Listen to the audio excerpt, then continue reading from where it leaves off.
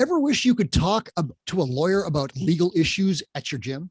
If so, keep listening to Two Brain Radio and be sure to subscribe for more shows just like this.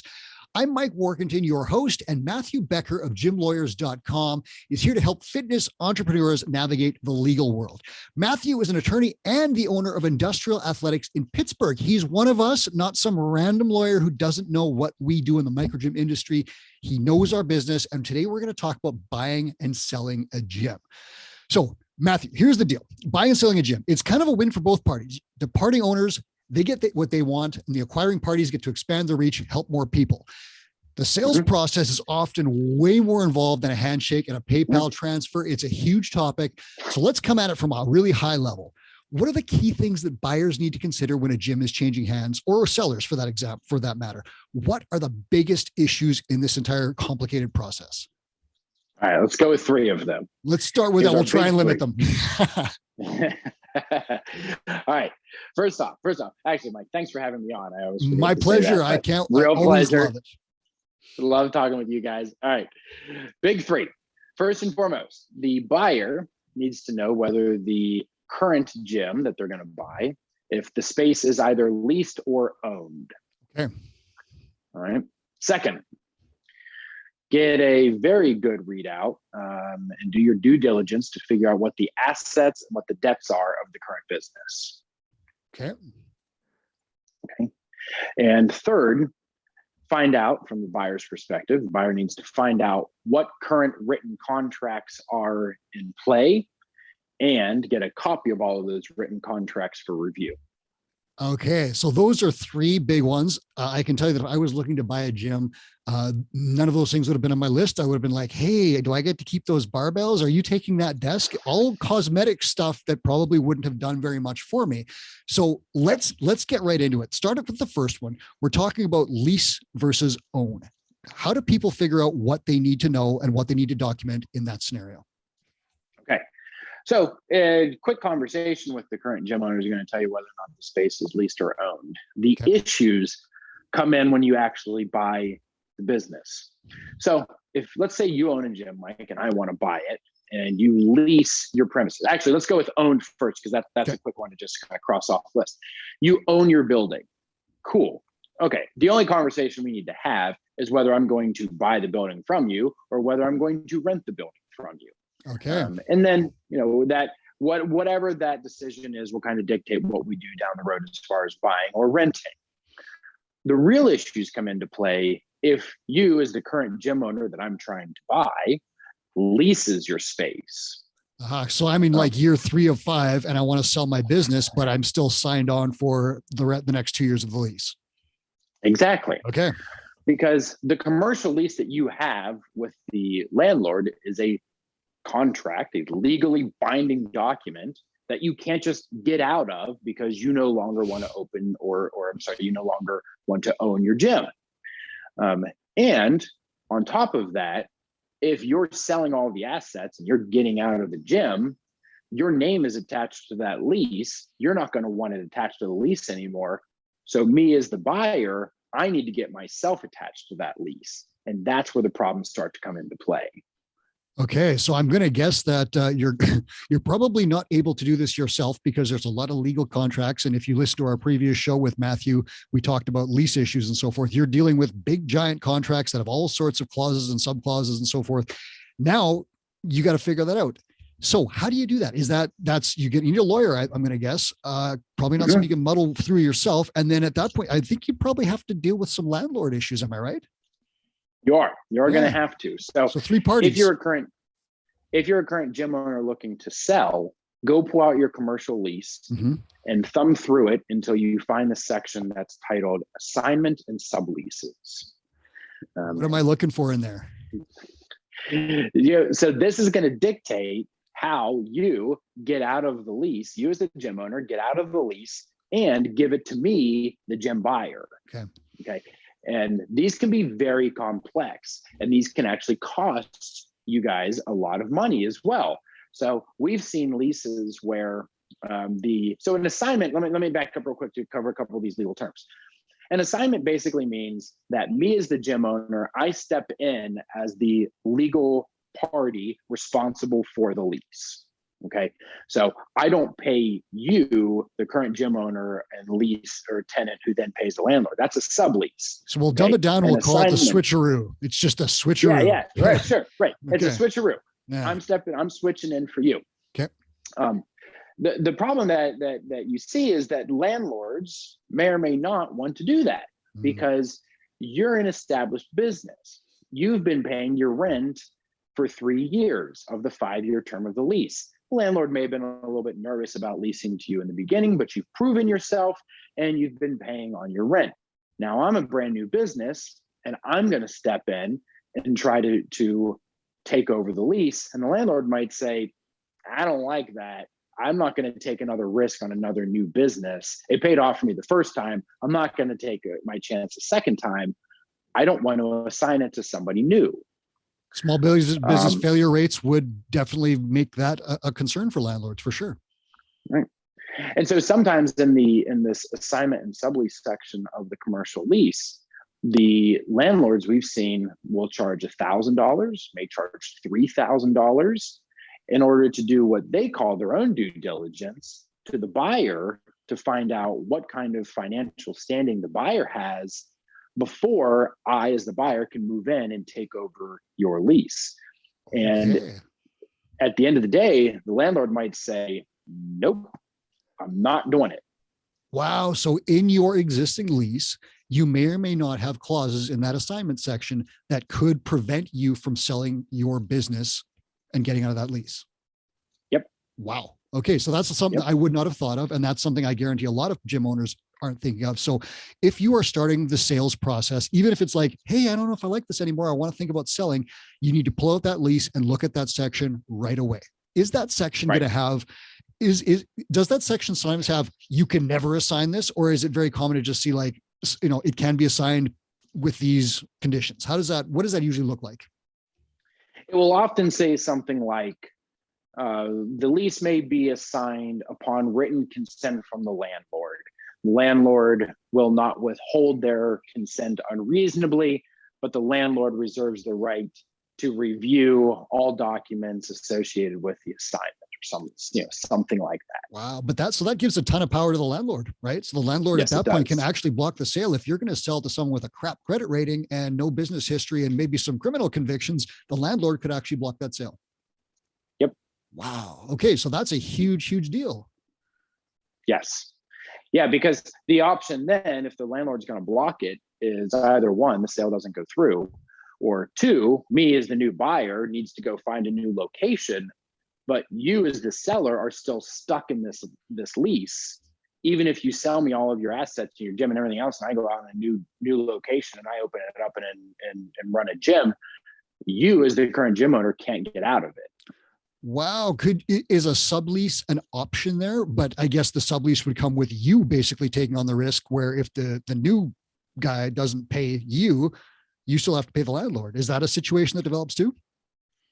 It is. Yeah. And again, that section in the commercial lease is going to talk about assignments and subleases. Okay. So landlords also like to maintain control over subleases as well. Okay. So this is really important, because if you are thinking about selling, you need to pull out that lease and then you need to figure out what it means. I would recommend contacting Matthew to tell you what it means, because you probably won't know. I mean, this is something, if I had read it, like I was the guy who read my lease cover to cover just to say that I did it, but I didn't understand everything that was in there, right? Like I accomplished what I set out to do, but I didn't understand it, which is what's more important. And I certainly didn't know how to make changes to it or negotiate based on that. So have you seen a lot of sales go south because of that clause? I would say probably about a third. I would say a third of the sales end up with big problems around the assignment of subleases. And, a big problem that we have is when the gym owner calls us, or the owner or the buyer, we can assist both sides, not at the same time, but one or the other. And one of those, either the buyer or the owner contacts us and they say, hey, look, we need your assistance writing up the documents in order to finalize the sale. And I say, great. And they've talked about pricing, they've talked about closing dates, they have lists of their assets that they're selling, they've all created their LLCs and everything else. And I say, has anybody talked to the landlord and the conversation just like stops there. Okay. And, if you listen back to the previous episode when we talked about, it's important to get somebody like me involved when you're just looking for a commercial space. We were talking about commercial leases, same thing involved here. It's really important to get somebody like myself involved if you're even thinking of buying a gym or you're even thinking of selling your gym, because you got to understand these things before you jump the gun and start negotiations with a buyer or seller. Okay. So it's not step 30 right before the plane launches into the air. This is like step 2 before the plane even gets on the runway, is figuring out, how do I have to do this to satisfy the terms of my lease? So that is a big deal. So people, if you don't have this in your brain and you're thinking about selling right now, contact a lawyer, contact Matthew. Or if you're thinking about buying, you would probably, and Matthew, correct me if I'm wrong here, but if I was a buyer, I would start to think about getting my financial house in order and being prepared to show a new potential landlord, financial statements, justification for why that person should, sell or allow me to obtain this lease. Is there something that a buyer can do to make that process much more greasy and get things done faster? So first and foremost, the buyer needs to have an LLC. Okay. And that we always talk about not getting too far into the weeds on side, because we can spin off. Oh yeah, I'm digging here. On these things, right? So first you need an LLC, and then you need what's called an operating agreement that shows the capital contribution of that LLC, and that's going to be the first line of defense of your financial backing for your business. Okay. And then set up a business account and make sure that you have enough money in that business account that it actually looks like you're a legit company that has a lot of money. And then if the landlord comes to you and they want to do their due diligence on your finances, you have dollars to show them. Okay, so those are 2 big first steps, whether you're buying or selling. So guys, if you are in either of those positions, you now know 2 important steps from either side that you need to take. Let's go on to the next one that you mentioned, assets. What's going on there and how do we deal with that? So that's where we're talking like barbells and kettlebells and stuff, or what else? The assets could be a list of anything that is beneficial to running the gym. So we're talking equipment, we're talking couches, we are talking about brand names. So that's a good fictitious name, the trade name, the DBA, doing business as, whatever name, you essentially, maybe in this case, your CrossFit affiliate name. Okay, that's an asset. It has a reputation. Websites, email addresses, Wi-Fi accounts, membership accounts, all these things are assets to the gym. So is staff included in there? Staff can be included. Okay, yes, so that's interesting. Yeah, we won't get into the weeds too there because we're getting into like employment contracts, W-2s and all that other stuff. Whatever, we'll leave that for another show. But so basically, when you're looking at assets here, all the stuff that is essential to running the business, and it's not just barbells, it is all the other stuff from accounts like Wi-Fi, things like that you mentioned, payment processors, all that stuff. So it's a giant package of things that you have to consider. What are some of the problems that come up when people don't consider this stuff? Okay, so there's 2 big things here that we need to consider. The first is, are we talking about an asset purchase agreement or a stock purchase agreement? And I'll give you a real brief overview of what those 2 things are. Okay, so let's go back to our example. I want to buy your gym. Okay, and your gym is set up as My Gym LLC, and you operate it as the Sweat Factory. Okay, so what we have there is we have an LLC, a corporation, a company. Okay, and then we have a DBA, that the brand, the thing that has the reputation, Sweat Factory. I can come in as a buyer and I can buy My Gym LLC and everything that comes along with it, all the assets, all of the debts, all of the titles, anything and everything that comes along with it. Or I can come in as the buyer and I can just buy the assets through what's called an asset purchase agreement, which means I'm really just buying the Sweat Factory, the equipment, all those things, the website, all those things that we've talked about. Okay, and one of the primary things that we have to consider here is, does the company have any debt? Did you take out a business loan when you started your gym? Did you take out a PPP or an idle loan during COVID that now you have to pay back. Okay. So what kind of debts exist on the company? Because if I'm coming in and I'm like, I want to buy the company, I want to do a stock purchase agreement, then I have to be prepared to accept all of those debts as well. And there are advantages and disadvantages to both. But 9 times out of 10, the easiest way to do this is to just buy all the assets.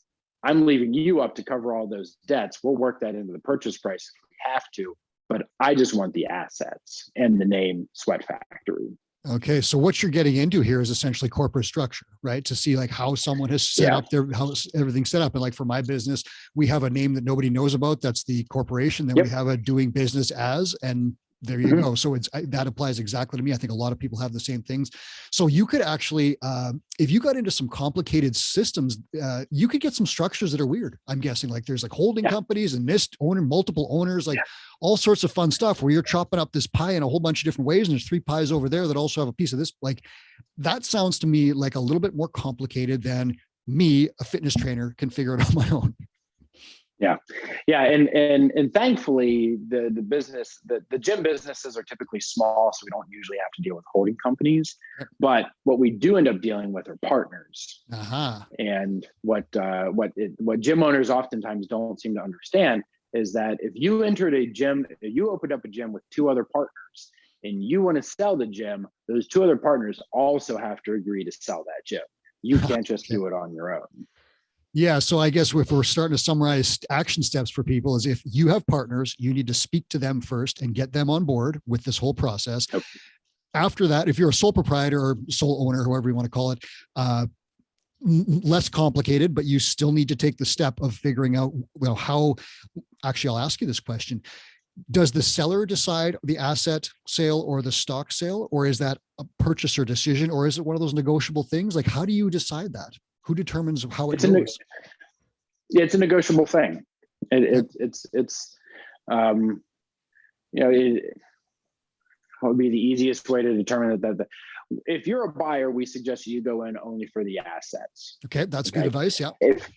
If you're the seller, we're going to have to look first at your corporate structure, your partnerships, your assets, your debts, and we're going to have to figure out, if there's a lot of debts in here, then we can get the buyer to take over those debts, then we may want to do that. And so from a seller's perspective, it can sometimes be more advantageous to do a stock purchase versus an asset purchase. But, without getting real complicated and on a podcast, just understand that there are 2 different types of ways to buy and sell gyms, and there's advantages and disadvantages to both.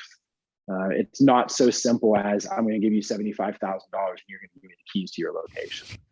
Which is, I think, what a lot of us, myself included, would have expected. So this is what they try to do. Right. It's just, and so have you seen stuff come back where it's like, hey, I sold my gym and whatever. And then all of a sudden there's a whole bunch of legal issues that crop up because the processes were not followed at all properly. Like, have you seen that happen?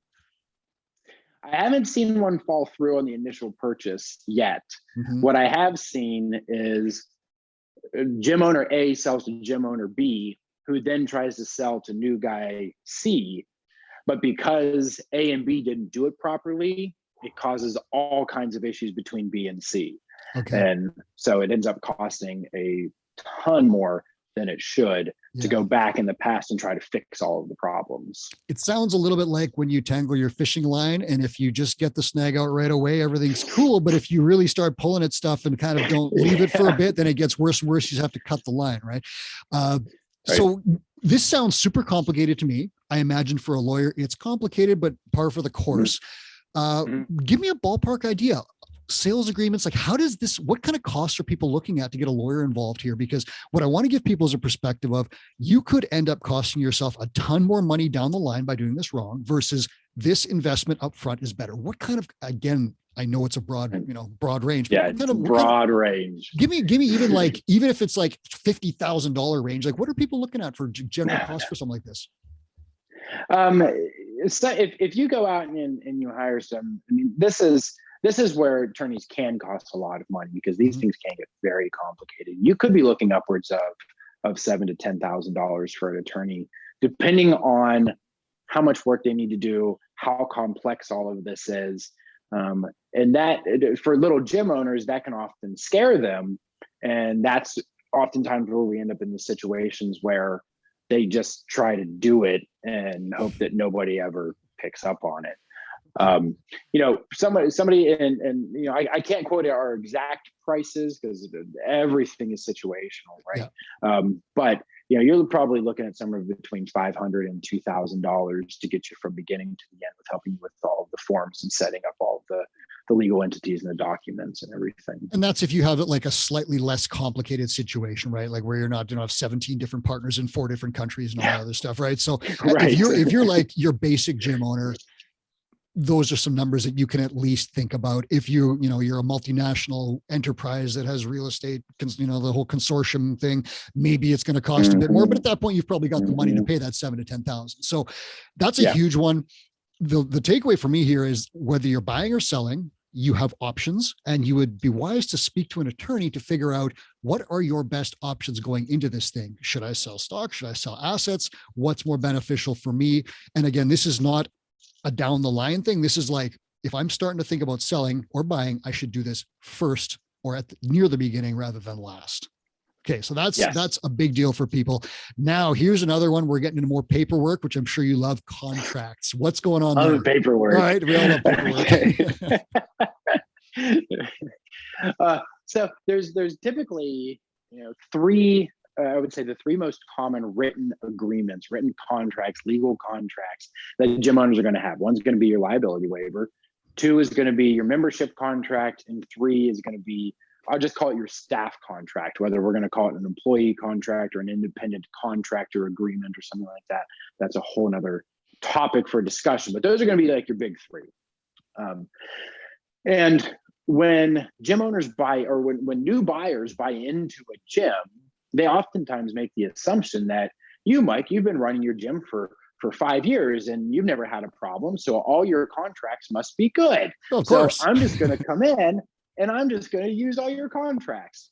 And the problem there is, we offer a service called the legal checkup, where we work with established gym owners to review these contracts, because 9 times out of 10, there's problems with them. And so if you just go in and buy into a gym and just assume all of the contracts that are already there, then there's potentially, you're just walking into potential legal problems. So it's like someone's handing you like taking a hand grenade, pulling the pin and just handing it over to you. And you're like, it's yours now. Right. Right. Yeah. And in addition to that, you get, one of the things that gym buyers love to do is go in and buy a gym and turn around and up the prices. And you need to know what's in the current membership contract, because are you able to do that? Are you not able to do that? Are there already so this is a huge deal. So this is a huge deal. And I talked to Tyler Welch. He's a guy in Utah that he loves to buy unprofitable gyms and then he makes them profitable. Just like a genius of a guy. Check out the show in our archives if you want to talk about this. Tyler Welch is the name.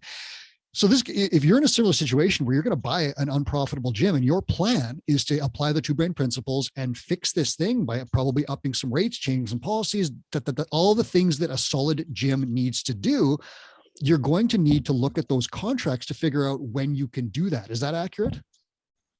Not only when, but if. Yeah. If you okay. can do that.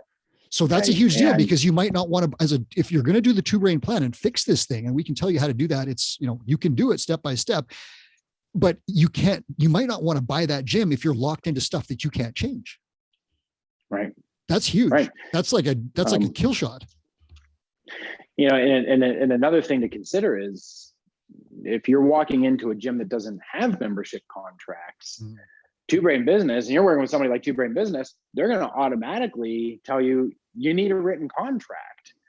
And so now you're going to walk into a non-profitable gym with, let's say, 75 members who have just been paying willy-nilly every month. There's no written contract. Now you're going to walk in and say, hey guys, I want you to sign an auto-renewing contract for your membership. They may not be super willing to do that. Okay. So let's look at this from, this is for all gym owners, but let's look at this specifically from a 2 brain business gym owner situation where, let's say that guy or girl or whoever is going to buy a gym. what are the things in the contracts that you would look at and be like, whoa, do not buy that gym because it's going to be unfixable? What are you seeing in there if you do a review and you're saying like, that is a huge deal for you? If I'm looking in the legal contracts, so we're talking about the waivers, membership contracts, and staff agreements. Yeah, like what's, like yeah. let's say I'm Mike and I'm gonna buy John's gym over there or whatever, and I'm all excited about it. I send it to you, and you start looking into John's contract, and you're like, dude, I don't think you can fix this thing because of this. Like, what are some of the real big things that crop up where you're like, man, whoa, this is a mess. Yeah. I don't know that I would ever see anything in a contract like that I would say you need to back off and you don't buy it. It would just be more like, you have a membership contract or you have one of these contracts, you have to change it when you get in there. Okay. So, you're free to change the contracts whenever you want. So I don't know that anything would say, that's not like, I would have far more examples on commercial lease to say, don't do this than something like a membership contract. I think it's more along the lines of just, you're going to have to do this. You're going to have to make these changes. You're going to have to implement these contracts. And is that going to cause a problem? And if you think it is going to cause a problem, then now maybe you want to back out, because you're going to have to implement these things. Okay. So let's look at it then from, say, a rate increase, because that's a common one where if you're going to buy a gym, often that gym's rates are way too low. And we have a formula, Two Brain can tell you exactly how to set your rates based on the life that you want to live and the profit that you need and all these other things. Formulaic, easy, get a mentor to help you with that. But let's say you want to buy a gym and the rates are low and they've got contracts in place saying client signed up for 12 months at this rate. What do? You have to honor those contracts, do you not? You don't, not once the business is sold. Talk to me about that. Because so what you do is you kind of have to work this relationship as you go through the buying process. So, in an ideal world, in an ideal situation, I'm the buyer. I come into your gym and you introduce me to the members. I'm there for a few days. I'm being introduced. We make it known to everybody that I'm going to come in and I'm going to buy the gym. And I start forming relationships with members. And I start talking to those members. And then hopefully it's not at this point, I'm taking over. So they paid $75 a month and now they're going to pay $150 a month, right? Like 1 month to the next. You can do it in a gradual increase. You have conversations that you're going to come in, you're going to take it over. And they might see some cost improvement or increase, but you're going to be improving the gym. There are steps by which you can take to ease people into this. Okay. But you would never, I would never put a provision in an asset or a stock purchase agreement that requires the buyer to maintain the legal contracts of the seller. You're always going to be free to change them. And then that's just a risk. That is a risk in the buying process, that you're going to come in and make a change and it's going to hurt and initially then improve and help. So I didn't realize this. So let me just make sure I get this straight, because I think this is a big deal for a lot of people. So if I buy a business and that the members have contracts with the original business that I buy, I can change those contracts? You can. Okay. Yep. As a current gym owner, you're free to change the contracts. And hopefully your membership contract has a provision in it that says you're able to change it. Okay. But as a gym owner, you're free to change those contracts whenever you want. You're just going to send it out to the member and ask the member to sign a new contract. And that gives the member the opportunity to then say yes or no. And that's what you have to do, is you have to give that member the opportunity to say yes or no to the change. Okay. So then at that point, it becomes risk management, saying where you can do the Two Brain thing where you're like, how many of these people are likely to leave? Is the rate increase going to cover the cost of those people leaving and put me in a better position? And then in some cases, I would guess that owners probably make a, quote unquote, a moral decision to say, I'm going to honor these contracts till they expire. And I'm going to maybe change things when they expire, or something like say it's a 3 month, 6 month membership contract. All of those options are in play. But you still have to consider what these contracts are. And you mentioned not just members, but you mentioned like staffing and other things as well. So there's a whole lot of stuff that people need to look at. How do they do this? Is it just like asking the potential seller for the contracts? How does a lawyer walk you through this? And how do we like limit risk and make this smooth? So we have lists that we go down, just based on our experience of, Okay. you ask this question, this question, this question, this question. And there are other companies out there. If I'll plug for a moment, Rig Equipment with Clayton Farrar, and he has a due diligence. Yeah, he is. Yeah, but he has a due diligence checklist that he sends out potential buyers that you can go through, and you can make sure that you have all of this information. The important part of what we end up doing is we just make sure that the conversation takes place.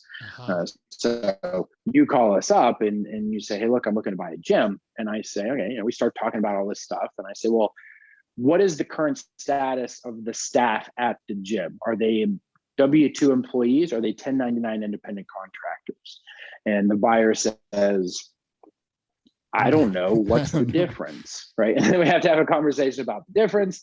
And then we ultimately have to talk about, this, you need to go in and you now need to figure this out. So then you come back to me with that information. You say, okay, well, they're 1099s. And I say, okay, do you plan on keeping them when you go in and you buy the gym? And you say, well, I don't know. I say, well, conversation. You need to figure that out as part of the sale, that you have to keep the staff. Yeah, this is all part of the conversation that they wind up having to go through with the seller. And so what we do is we walk you through this so that in the end, all of these questions are answered, and all of the contracts that everybody signs answers all of these questions. Okay. So basically the lesson here is that when you buy or sell a business, there are contracts involved. Almost certainly you need to figure out what they are and how to deal with them in the new era. Is that accurate? Yeah.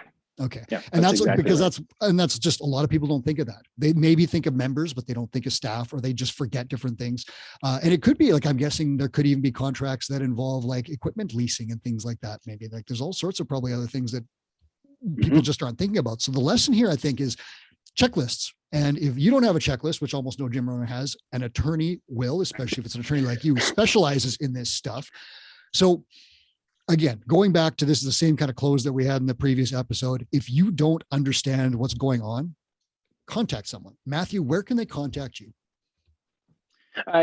Easiest way is through our website, gymlawyers.com. There's all kinds of calls to action and everything else, phone numbers, email addresses, everything right there on the website. I don't try to hide any way to contact me. My cell phone is literally on the website. I message you all the time with random questions. Yeah, it's great. It's there. I don't hide. Yeah. The email address is matt@gymlawyers.com. So any way you want to go through the website or any other way is perfectly fine. I will take your call. I'll answer your questions. Okay. And then I want to ask something very specific for Two Brain owners. Are you in the Two Brain marketplace? We are in the Tell Two me Brain about that, because this is a really, really cool thing that Chris Cooper just announced at the Two Brain Summit. That was June 4th and 5th in Chicago. And it is designed to help gym owners with like visible ROI and like actually huge money savings. So tell me what Gym Lawyers offers in the marketplace for Two Brain clients. So anytime a potential client reaches out to us, we go through a process where we basically figure out what they need service-wise. And then we estimate how long it's going to take us. And then we come up with a flat rate based on those hours. So we might say something like it's going to take 4 hours, and it would be, we charge around $200 an hour. So you're looking at like $800 for the service. If you're a Two Brain client, you get $25 off per hour. So instead of paying that rate of let's say $200 an hour, you're looking at $175 an hour. So it can be a significant savings as the services increase. Yeah. And this is exactly what Chris Cooper wanted. He wanted service providers in the Two Brain marketplace that give clear ROI and benefit to Two Brain clients. So if you are a Two Brain client, get in the app, check out the marketplace and see what's up. And if you have legal questions, I'm going to push you to check in with Matthew right away and see what you can get done. That was Matthew Becker. He is a gym owner and he's the man behind gymlawyers.com. I'm your host, Mike Workington. This is Two Brain Radio. Be sure to subscribe, leave us a review. 5 stars would be great. Get more episodes because we're out here to help you.